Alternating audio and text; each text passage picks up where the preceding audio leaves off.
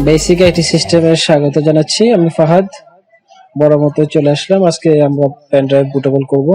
তো বুটেবল করার জন্য আপনাকে ফার্স্ট টাইম আইএসও ফাইলটাকে মাউন্ট করতে হবে। মাউন্ট এই জন্যই করব যে মাউন্ট একটা লোকেশন ক্রিয়েট করতে হবে।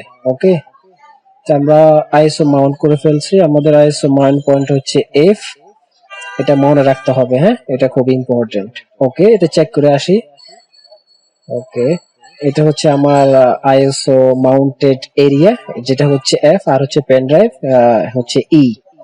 ওকে, এখন ইম্পর্টেন্ট মেসেজ হচ্ছে যে সিএমডি কমান্ড লাইন ইন্টারফেসটা আমাদের অ্যাডমিনিস্ট্রেটর থেকে ওপেন করতে হবে।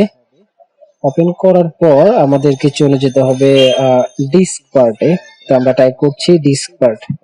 ওকে, আমরা এখন দেখতে পাচ্ছেন আমরা ডিস্ক পার্টে চলে আসছি। এটা একটা উইন্ডোজের ছোট একটা ইউটিলিটি সফটওয়্যার। এখন চেক করছি যে কি কি ডিস্ক আছে আমাদের। তো আমাদেরকে সিলেক্ট এখানে করতে হবে যে পেনড্রাইভের যে ডিস্কটা। এখানে আমার পেনড্রাইভ ডিস্ক হচ্ছে ডিস্ক 3, আর এটার টাইপ হচ্ছে জিপিটি। ওকে, তো ঠিক আছে। এখন আমরা এই ডিস্ক 3টাকে সিলেক্ট করতে হবে first time.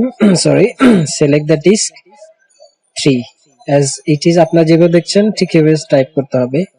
now disk 3 is selected and disk select করার পরে ক্লিন করে দিতে হবে।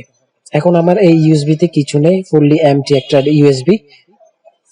তো যখন ইউএসবিটা পেন ড্রাইভটা ক্লিন হবে তখন আমাদেরকে একটা প্রাইমারি লেভেলের পার্টিশন ক্রিয়েট করতে হবে। সেই জন্য আমাদেরকে কমান্ডে লিখতে হবে যে create partition primary. Okay okay, তো টাইপ করছি create partition and primary and hit enter. Partition create হয়ে গেছে। পার্টিশন ক্রিয়েট হওয়ার পর আমাদেরকে বাই ডিফল্ট একটা পার্টিশন থাকে, সেটাকে সিলেক্ট করতে হবে। সেই জন্য সিলেক্ট করছি সিলেক্ট পার্টিশন 1 নামে একটা পার্টিশন বাই ডিফল্ট থাকে, আমরা 1 নামে সিলেক্ট করছি। ঠিক আছে, পার্টিশন 1 সিলেক্ট করার পর আমরা এখন এটাকে ফরম্যাট করব। ফাইল সিস্টেম হচ্ছে আমার সরি এনটিএফএস হচ্ছে, আর এটা হবে কুইকে। মনে রাখবেন কুইক না দিলে এটা আমার অনেক লেট করবে আর প্রসেসটা কমপ্লিট হতে। তো কুইক লিখলেই প্রসেসটা বেশি লং হবে না আর কি। ফরম্যাট হয়ে গেছে আমার ইউএসবি ড্রাইভটা। ফাইল সিস্টেমটা হচ্ছে আমার এনটিএফএস। এনটিএফএস মানে হচ্ছে নিউ টেকনোলজি ফাইল সিস্টেম। ওকে, ফরম্যাট হওয়ার পর আমাদেরকে এটা অ্যাক্টিভ করতে হবে। অনেকের পার্টিশন এমবিআর থাকে, তো এমবিআর থাকলে অ্যাক্টিভটা কমান্ড লিখতে হয়, আদারওয়াইজ এটা নেসেসারি না। ওকে, অ্যাক্টিভ করার পর আমরা এক্সিট দিয়ে ডিস্ক পার্ট ইউটিলিটি থেকে লিভ নিব। লিভ নেওয়ার পর এখানে দেখতেছেন আমরা এখন উইন্ডোজের সিস্টেম 32 এরিয়াতে লোকেশনে আছি।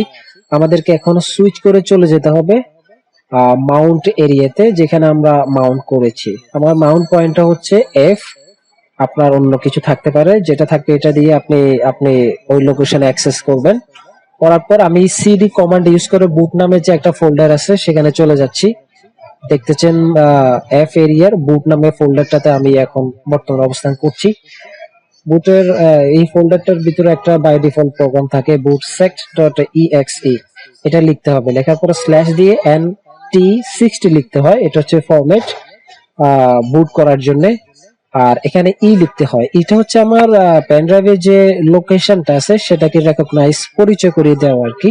এটা লিখতে হয় যে এটাই আমার পেন ড্রাইভ।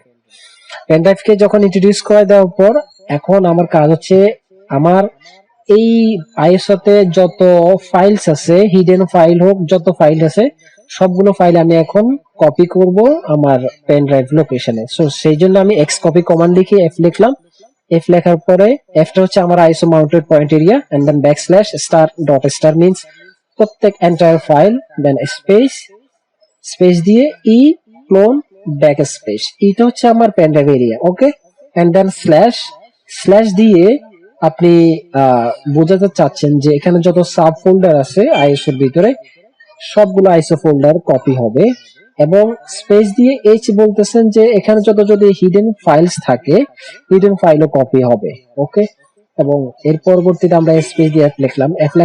এটা কোনো ম্যান্ডেটরি না, আফটার লিখেছি এই কারণে যে ডিসপ্লে আমি যেহেতু দেখতে পারি আমার বুটের যে সোর্স ফাইলস গুলো আছে সেগুলো কি কি কপি হচ্ছে আমার পেন ড্রাইভে, জাস্ট ওটা দেখার জন্য। তো আজকের টিউটোরিয়ালটা বেসিক্যালি এটাই। ধন্যবাদ সবাইকে। আর যদি আপনাদের কোনো যদি কোয়েরি থাকে অবশ্যই জানাবেন।